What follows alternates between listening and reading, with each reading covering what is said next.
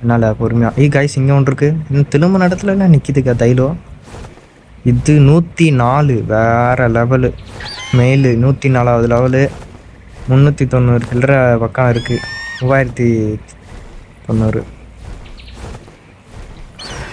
இப்போ இவன் மேலே தான் கைஸ் பறக்கணும். நீங்கள் கீழே பறந்தீங்கன்னா உங்களுக்கு தாண்டிடுவான்.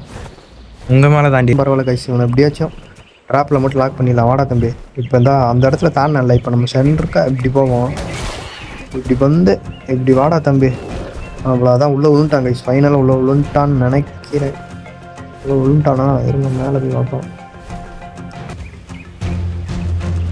Super guys. ஃபைனலாக அவனை நம்ம அன்கான்ஷியஸ் செய்து விட்டோம். அவனுக்கு பாலு மேலே குடிச்சிட்டேன் கைஸ். சரி சரண அவ்வளோதான் அறிக்கையாச்சு. நீ ஃபுட் லெவல் தான் கைஸ் தெரில. வேறு மாதிரி எந்திரிக்கிறதுக்கான இன்னும் கொஞ்சம் சில பல நேரங்கள் தான் இருக்கிறது. கடைசி ஒரு ஃபிட் ஃபைனலாக எந்திரிச்சிட்டேன் கைஸ். ஃபைனலாக எந்திரிச்சிட்டோம். உனக்கு சடலை மேக் பண்ணி எடுத்துகிட்டு வந்துட்டேன். தைலம் இங்கே தான் இருக்கும். இவனுக்கு சடலை அப்படியே எக்யூ பண்ணி விடலாம் கைஸ். நான் அப்படி தூக்கி வைக்கிறதுக்கு நான் இப்படி இதை தொட்டு போயிட்டே இருப்பேன் நான் பாட்டுக்கு.